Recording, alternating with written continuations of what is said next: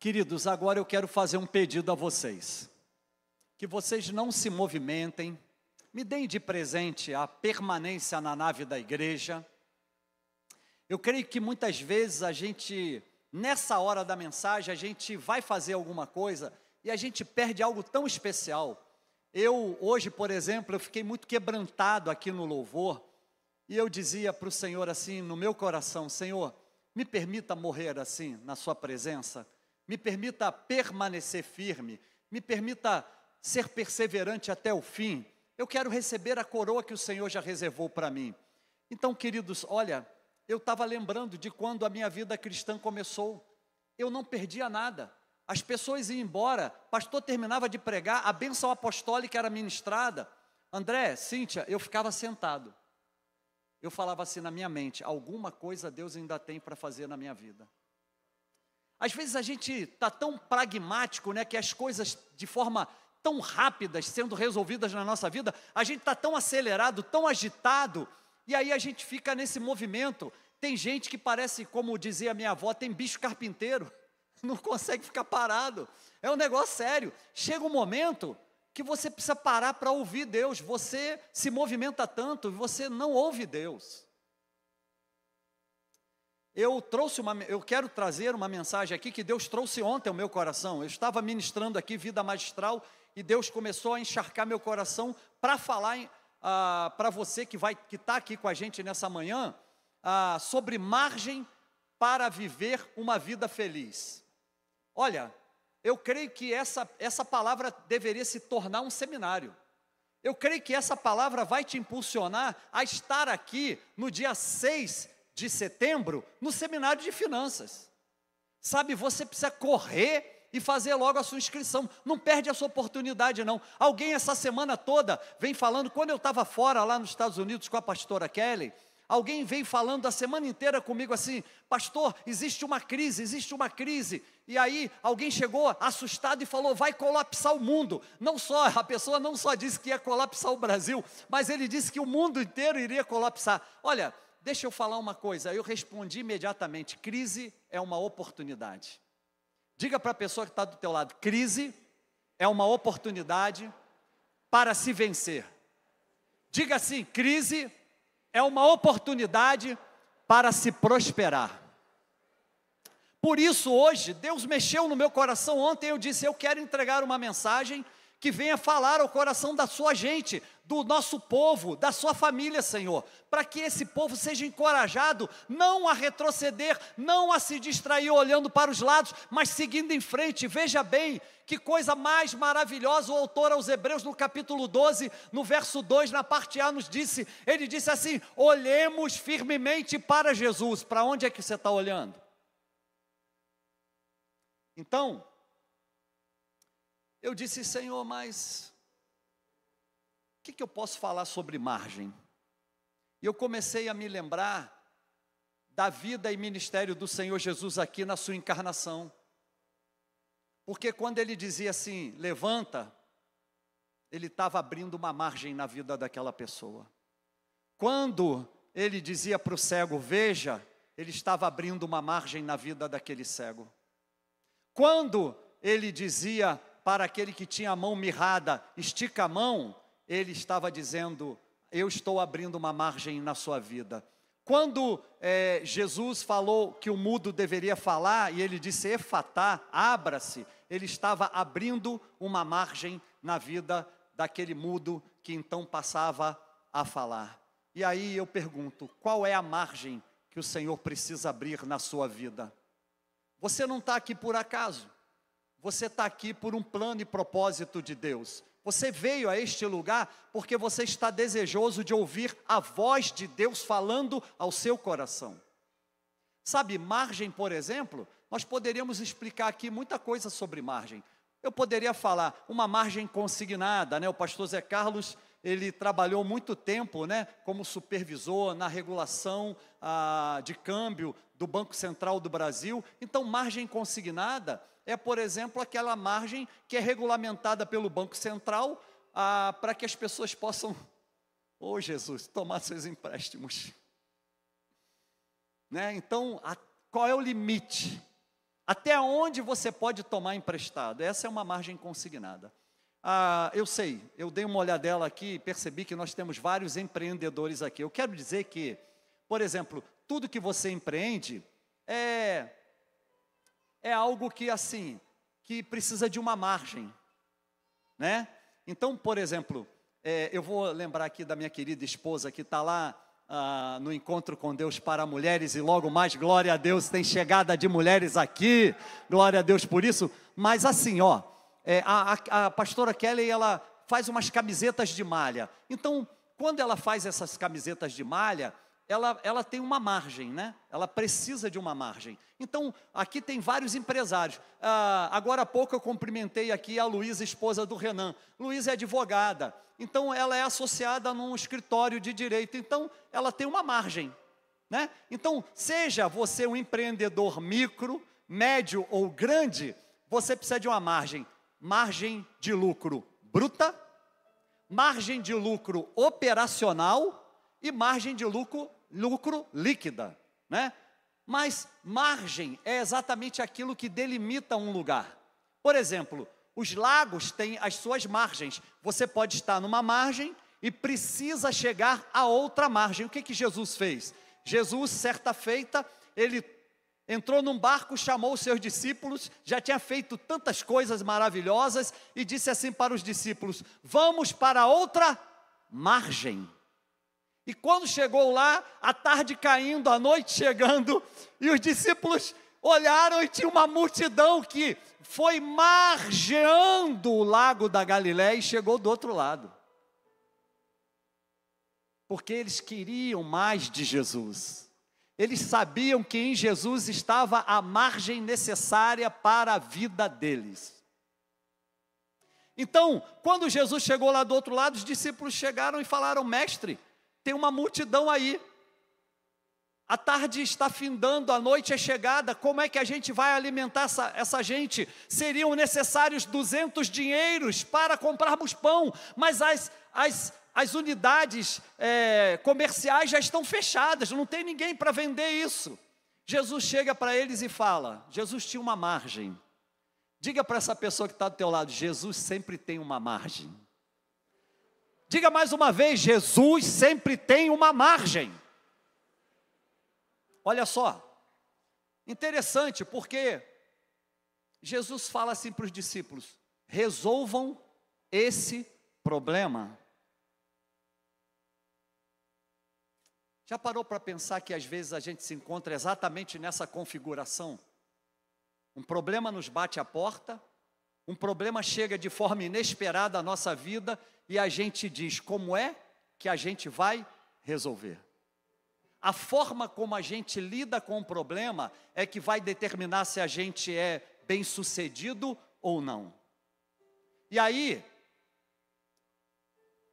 um discípulo chega e fala: olha, nós temos aqui um rapazinho que tem nas suas mãos uns peixinhos e uns pães. Mas o que é isso para alimentar essa tão grande multidão?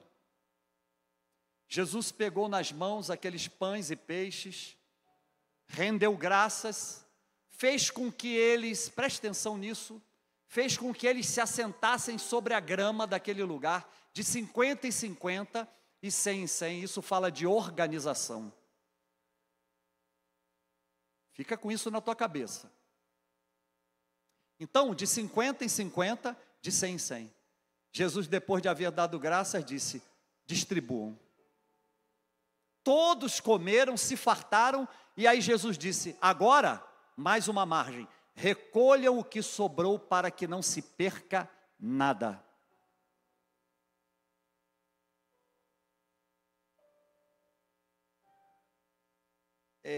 É muito importante que nós, como cristãos, aprendamos a viver debaixo de um testemunho como esse que o Beto e a Du, eles trouxeram aqui para a igreja. Vocês pararam para perceber que eles foram autênticos? Que eles não maquiaram as coisas, que eles não esconderam. Eles disseram: nós passamos por uma crise, nós tivemos problema com dinheiro, mas Qual é a chave do sucesso desse casal? Eles não deixaram de estar juntos. Beto e Du, depois do culto eu preciso encontrar com vocês para esfregar um pouquinho meu braço em vocês para ver se essa unção... Mas para falar sobre margem, para se viver feliz, eu decidi compartilhar com vocês um único versículo. Eu quero colocar meu coração nessa mensagem. Eu não quero ser técnico. Eu quero que possa fluir uma unção da parte do Senhor, que venha gerar nesse ambiente aqui, não só nesse ambiente, mas na nossa vida, uma atmosfera profética, para que a gente possa sair daqui completamente diferente da forma como a gente entrou. Sabe, eu e a minha família, a gente passa por situações difíceis. A gente está lutando com o filho. O Cauã tem um problema de enxaqueca crônica, mas olha que coisa interessante, nós estamos fazendo tudo que é possível. Mas ontem aqui também, na vida magistral, o Senhor falou, sou eu que faço. O Senhor falou no meu coração. O Senhor falou comigo assim, Márcio, você acha mesmo que eu não sou capaz de cuidar dos seus filhos? Se eu entreguei aquilo que havia de mais precioso para mim, que era o meu filho, ele foi para a cruz, para liberar cura para a vida de vocês, para expiar a culpa e o pecado de vocês. Você acha mesmo, Márcio, que é você na força do seu braço que vai resolver esse problema? Não, sou eu que vou fazer. E aí Deus cuida. Porque, por exemplo, eu tenho um testemunho pessoal nessa área. Passou-se um vídeo aqui que eu falei, rapaz, esse era eu há um ano atrás. Eu estava bem cheinho, barrigudinho, cheio de dores nas pernas, não conseguia andar direito. Hoje eu pulo, corro, me movimento sem nenhuma dificuldade. Mas eu falava, Deus, como é que eu vou resolver isso? Porque foi constatado que eu estava com o meu organismo inflamado. E eu querendo melhorar, e às vezes eu deitava e pensava, eu vou, como é que chama, infartar. Eu amanhã não acordo. E aí de repente Deus usou um casal da igreja, o Cris e a Tatá, eles estão aqui. E Deus abriu através deles uma margem para mim. Por isso eu estou tão fininho assim hoje. E aí eu cheguei lá em Orlando.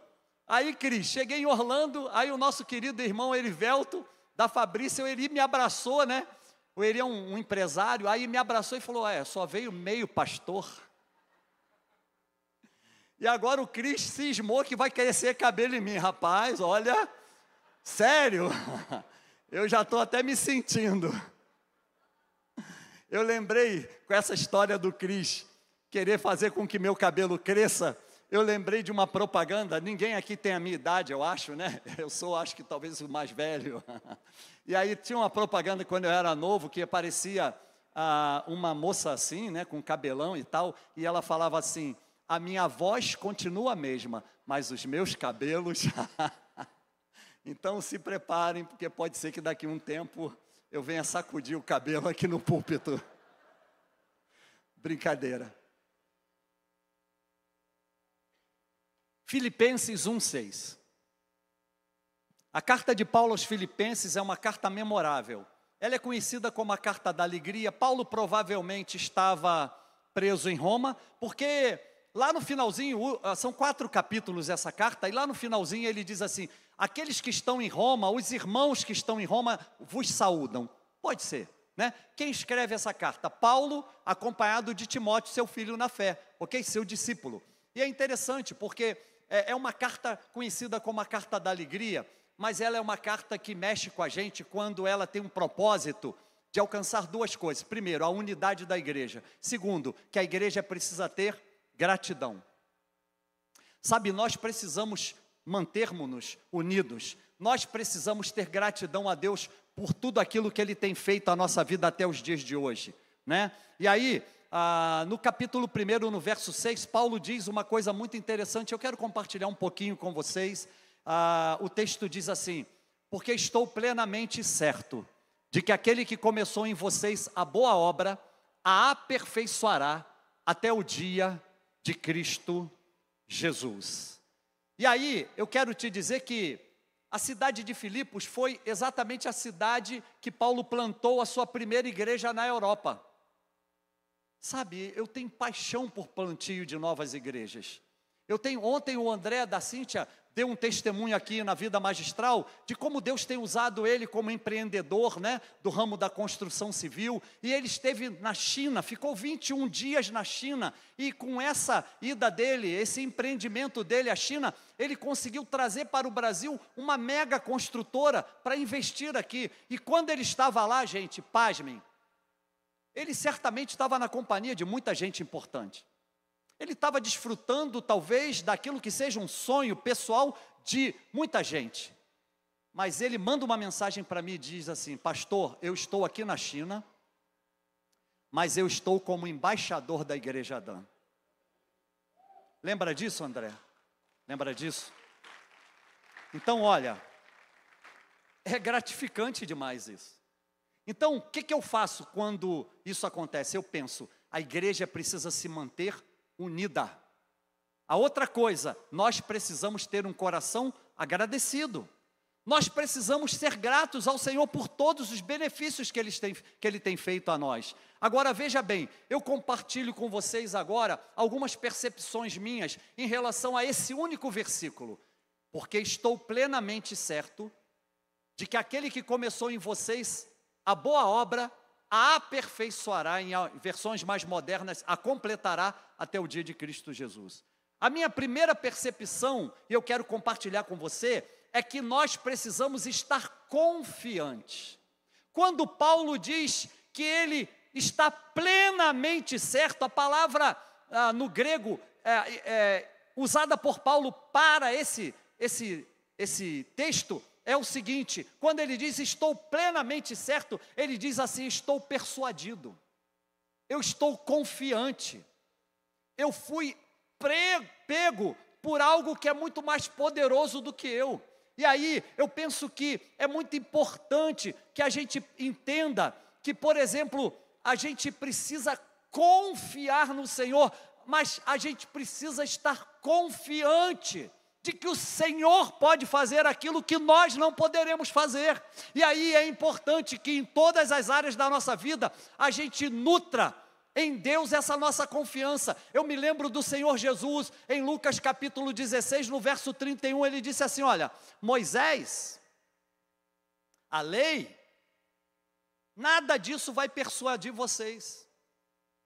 Então, é importante a gente entender que existe algo maior do que muitas das coisas que estão como aparato ao nosso redor. E às vezes a gente comete o equívoco, o erro de querer confiar naquilo que está ao nosso redor. Olha, deixa eu falar a você que é empresário aqui. Cuidado com quem você se associa. Cuidado com quem você negocia. Cuidado em quem você confia. Porque você pode ter muitos parceiros de negócios, glória a Deus por isso. Você pode ter muitos fornecedores, colaboradores, glória a Deus por isso. Mas você precisa, sobretudo, confiar no Senhor. Eu queria que o pessoal projetasse aqui Lucas 16, verso 31. O Senhor Jesus falando, é uma coisa muito poderosa. Eu quero entregar essa chave aqui para vocês. Pessoal do broadcast, aqui ó, está aqui ó. Porém, ele lhe disse: se não ouvem a Moisés e aos profetas, tampouco serão persuadidos, ainda que algum dos mortos ressuscite. Olha que coisa interessante. Se não confiaram naquilo que Jesus estava fazendo aqui, enquanto verbo encarnado, não confiaram também em Moisés e não confiaram em nenhum dos profetas. E aí, então, não adiantava Jesus querer falar da ressurreição se eles próprios não iriam confiar, ou seja, eles não estariam persuadidos. O Salmo 84 é um salmo interessante. No verso 12, o último verso diz assim: bem-aventurado é, Senhor, todo aquele que em ti colocar a sua confiança. Onde está a sua confiança? Então eu percebo que é necessário que a gente esteja confiante. Segunda percepção minha, é que não se trata de um agendamento humano. Olha que coisa interessante, a gente às vezes comete o erro, o equívoco, de achar que com um agendamento humano, com algo criado pela intelectualidade ou conhecimento humano, as coisas vão dar certo. É o contrário, nós precisamos confiar primeiro no Senhor, e aí não se trata de eu fazer uma agenda, se trata de Deus fazer a minha agenda, e aí é interessante, porque isso vai gerar uma dependência total do Senhor. Eu me lembro de Paulo falando exatamente sobre o seu testemunho, sobre a vida daquele que tem uma margem com Deus, que não acredita no seu próprio braço, mas acredita no poder de Deus. Paulo falando sobre salvação aos Romanos, no capítulo 1, no verso 16, ele diz assim: pois não me envergonho do Evangelho, porque para mim é poder de Deus para a salvação, primeiro do judeu, também do grego, visto que a justiça de Deus, verso 17, se revela no Evangelho, como está escrito, o justo viverá da fé. A fé no Senhor é que vai abrir a margem para a gente conseguir vencer todas as etapas da vida humana. Não é um agendamento humano, é um agendamento de Deus. Você pode dizer amém? Então, eu quero dizer para vocês que, por exemplo, quando Paulo fala que evangelho, que ele não se envergonha do evangelho, ele está dizendo assim também: eu como cristão não posso viver ou fazer nada que venha envergonhar esse evangelho. Sabe, quando eu penso em margem, eu penso que não é algo que se alarga, não é algo que se expande, é algo que se estreita, é algo que faz com que a gente precise olhar para dentro de nós o tempo todo, e é exatamente isso que vai fazer com que eu tome as decisões mais acertadas da minha vida.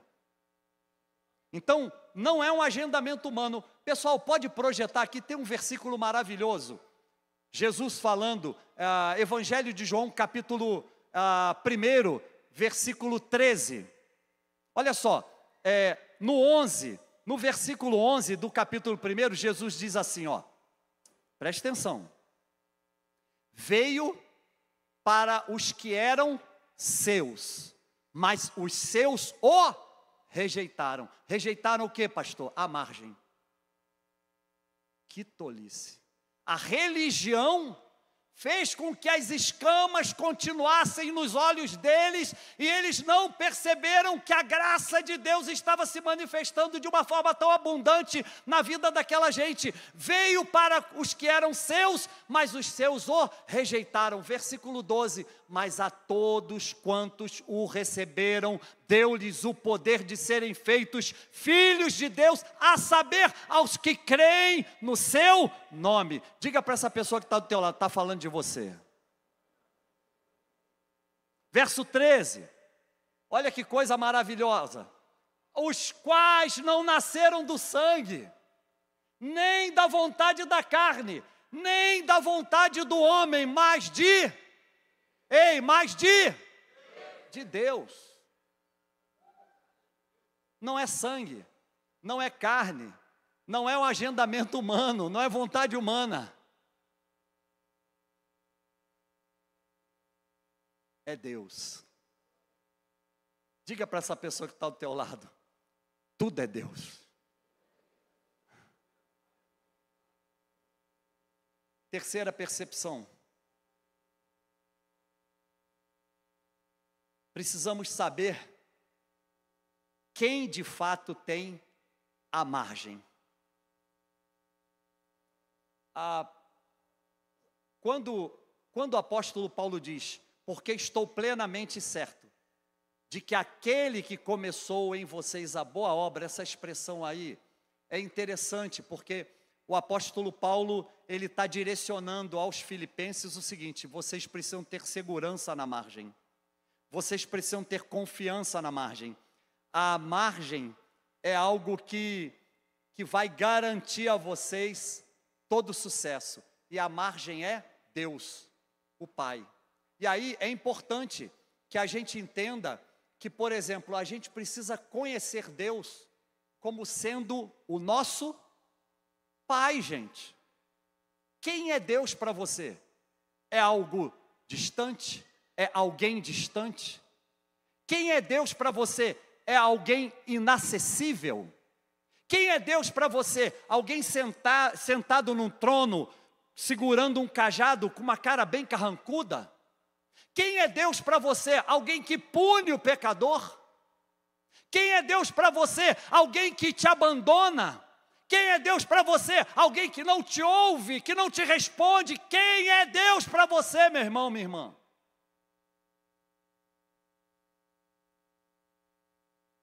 Nesses quase 38 anos de ministério pastoral, eu tenho tido a oportunidade de conversar com muita gente. E às vezes eu faço cara de bobo. Eu tenho cara de bobo mesmo. Até lá no mundo as pessoas falavam isso, eu nunca fui, né? Eu queria ser alguém, mas não dava certo. E glória a Deus por isso.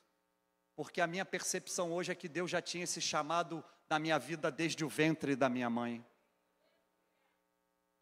Sabe, mas eu fico às vezes lidando com pessoas e ouvindo pessoas que precisam, que sentem uma necessidade de se mostrarem espertos demais, que precisam, que têm uma necessidade de querer mostrar que sabem muito, que conhecem muito. Às vezes eu convivo com pessoas que eu fico ouvindo essas pessoas e eu falo, meu Deus, não vai a lugar nenhum, não tem margem. Por quê? Porque a sua fé, a sua confiança está depositada no lugar errado. E na maioria das vezes essas pessoas também estão fazendo as coisas erradas. Pessoas que muitas vezes estão no lugar errado também. Então, eu fico pensando, é interessante porque eu até separei aqui a palavra grega usada por Paulo e também foi usada por Jesus, quando Jesus curava pessoas, fazia libertação e tal. A palavra grega é epitelesei. E aí, epitelesei, é daí que veio epitélio. Epitélio é o ato de cobrir por pele, por exemplo. Quem é da medicina já deve ter visto isso, né? Estudou isso. Então, é interessante, por quê? Porque, veja bem, essa coisa de cobrir, muitas vezes pode ser mal interpretada.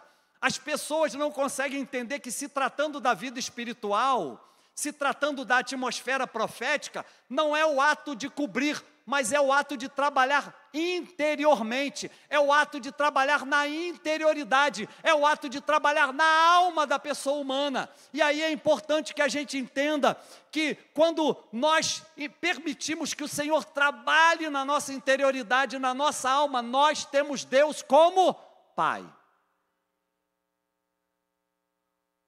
Um dos grandes problemas do mundo moderno chama-se paternidade.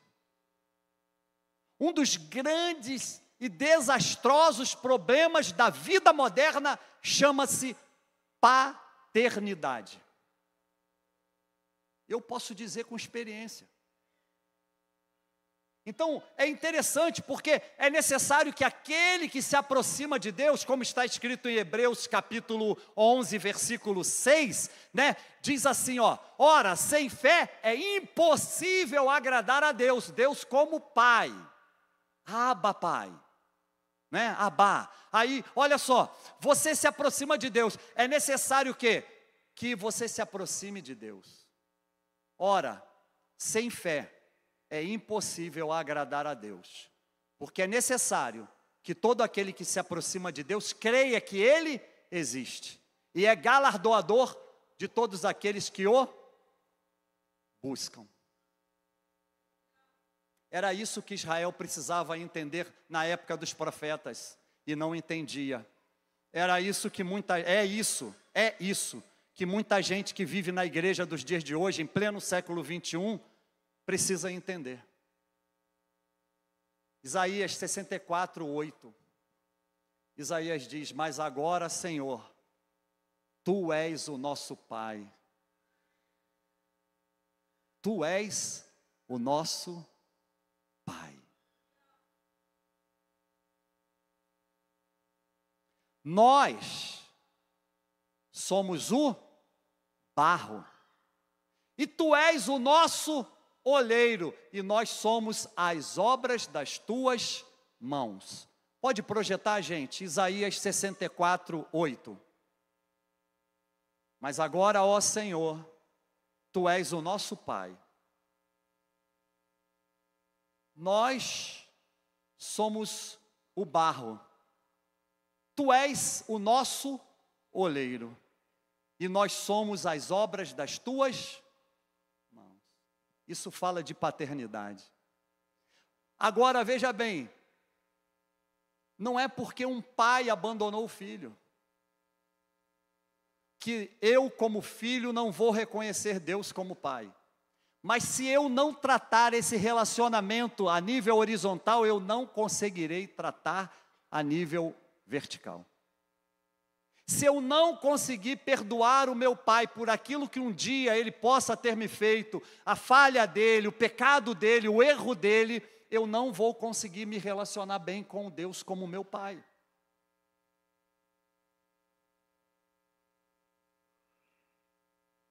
Eu tenho pensado que o ambiente propício para a gente tratar dessas coisas é a igreja.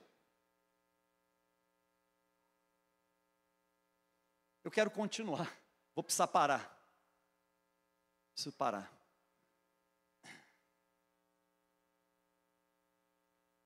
Como ter margem para viver feliz? Primeiro, é necessário confiar somente em Deus. Segundo, a obra dele é na alma humana. A obra dele é na alma humana. E essa obra é uma obra da graça. Efésios 2:8. Pela graça sois salvos. Isso não vem de vós, para que ninguém se glorie, é um dom de Deus. Pela graça sois salvos. Então, é importante que eu entenda que essa graça, ela precisa operar na minha alma, na minha vida, na minha interioridade. Não é uma cobertura, é um tratado interno. É uma obra que Deus faz internamente na nossa vida. Terceiro, eu gosto disso aqui, eu anotei isso aqui nessa madrugada. Deus tem um projeto, tem um design e tem uma conclusão. Deus tem um projeto, tem um design e tem uma conclusão. Dá uma olhada para essa pessoa que está do teu lado e diga, está falando de você.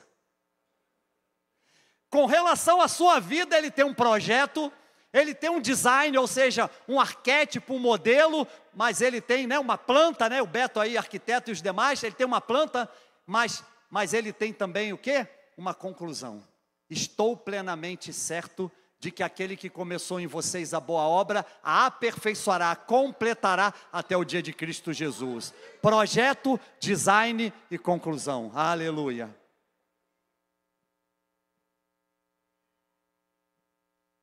Quando Paulo diz, estou plenamente certo de que aquele que começou em vocês a boa obra, a aperfeiçoará até o dia de Cristo Jesus, ele está falando assim, ó, vocês precisam ter segurança de que a obra foi iniciada. E Deus, como empreendedor, o maior empreendedor de vidas, Ele não larga nenhuma construção pelo meio do caminho. Eu e você chegaremos do outro lado. Nós temos margem. Pastor, será possível? Será possível, sim, será possível. Eu já contei aqui várias vezes, vou contar de novo. Um velho canoeiro lá na China, onde o André esteve, onde eu, pela graça de Deus, pisarei um dia. Esse canoeiro era um velho canoeiro. E ele atravessava com as pessoas que moravam numa província até o outro lado de um grande lago. Lá também tinha um local, uma província. E aí ele pegava a canoa, os remos, e remava e singrava as águas com aquela canoa de uma forma tão maravilhosa, tão excelente, que as pessoas confiavam nele. As pessoas acreditavam que ele era capaz, as pessoas tinham segurança nele. Um dia um jovem chegou à beira do lago e disse: ô velho canoeiro, me dê esses remos aqui porque eu vou fazer melhor do que você. Sabe aquela pessoa que confia no próprio braço? Aquela pessoa que acha que sabe tudo, que faz tudo, que pode tudo? É isso, aquela pessoa que tem um agendamento humano. Ela pegou o remo do canoeiro, o canoeiro falou: tudo bem. E aí ele pegou os remos e começou a movimentar, só que a canoa não saía do lugar, ela ficava girando em torno do seu próprio eixo. E aquele jovem desceu meio que irritado e disse: eu não consigo. Jogou os remos e disse: o que você faz para poder singrar essas águas com tanta segurança, com tanta destreza? Ele disse: é muito simples, meu jovem. Primeiro, eu sou uma pessoa experiente. Deus falando, né? Eu tenho projeto, eu tenho design e eu tenho conclusão. Mas como que você faz isso? É muito simples.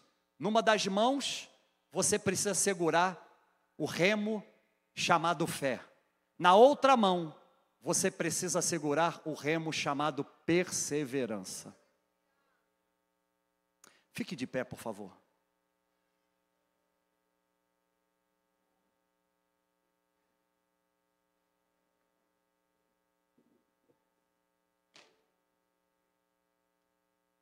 Pessoal,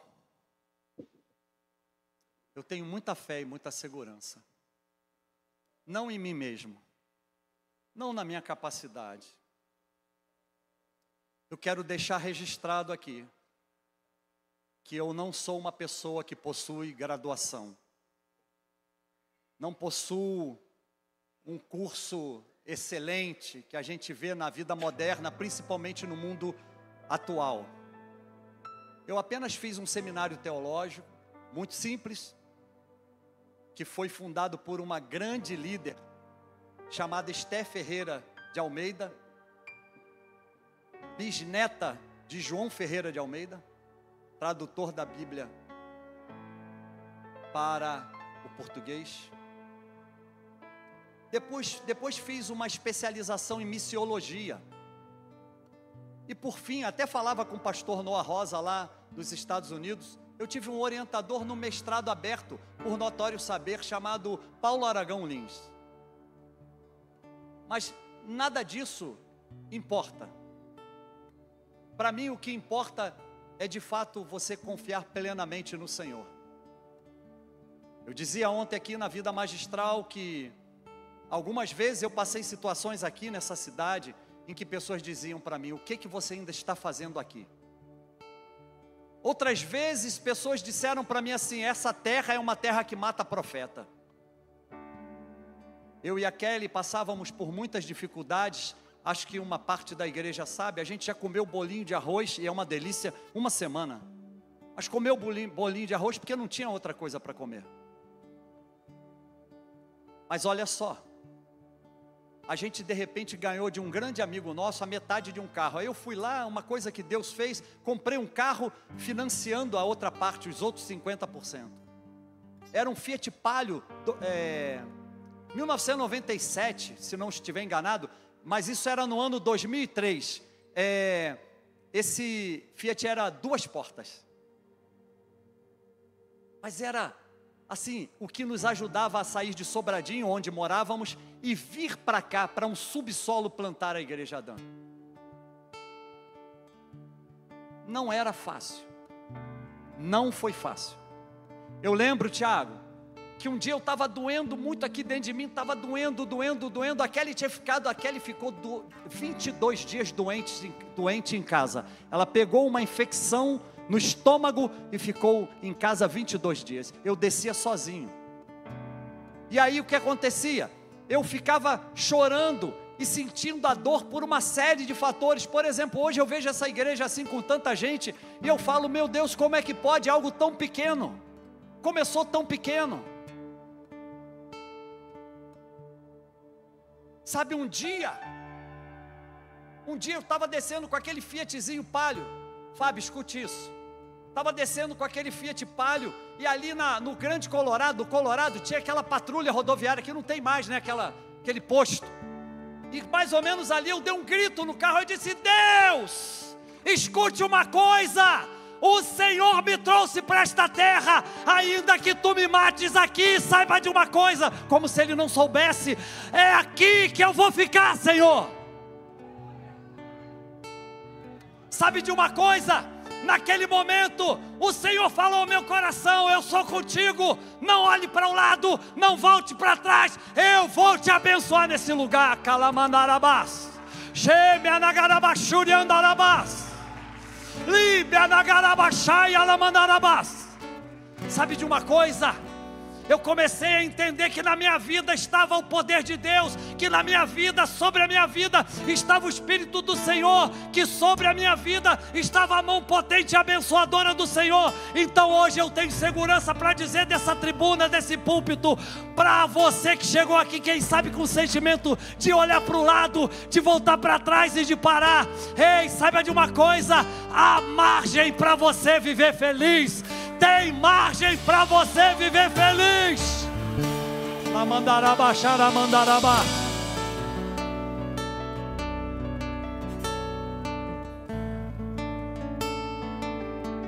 Parece que tudo está perdido, mas nas mãos dele não está. Parece que o projeto fracassou, mas nas mãos dele o projeto já está concluído. Parece que o dinheiro acabou, mas nós ouvimos aqui o testemunho do Beto. Deus vai usar alguém para semear na sua vida. Amandarabá.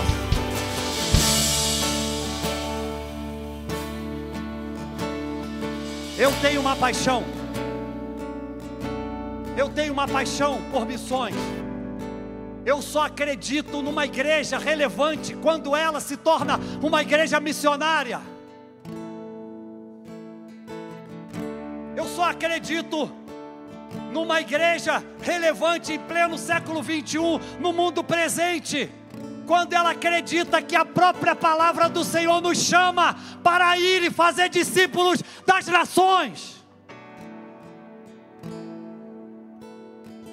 E hoje, a igreja Adã não é só o pastor Márcio, não é só o pastor Rafa Sampaio e a pastora Lu, não é somente a equipe que vai com a gente para a África na quarta-feira, não é somente esse grupo que está sendo chamado para a África, mas são cada um dos nossos irmãos e irmãs.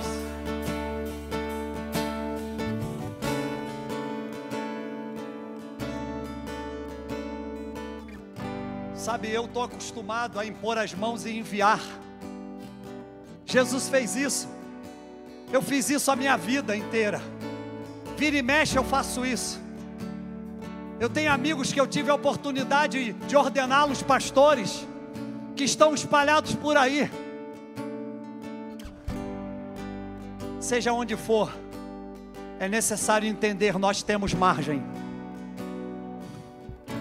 Porque a nossa confiança, André, não está somente naquilo que a gente pode fazer, que a gente tem as nossas mãos, do nosso patrimônio, da nossa sabedoria. A nossa confiança está no Deus que fez o céu e a terra e nos criou a sua imagem e a sua semelhança. Quando Ele nos cria a sua imagem e a sua semelhança, Ele estabelece na nossa vida margem para chegar do outro lado. Eu não tenho dúvida que haverá um dia em que todos nós encontraremos com o Senhor nos ares. Ele está vindo a uma margem de Deus e nós estamos atravessando esse lago. Nós chegaremos em segurança lá do outro lado. É fé e perseverança, é fé e perseverança. Deus espera que haja na nossa mão o remo da fé e o remo da perseverança.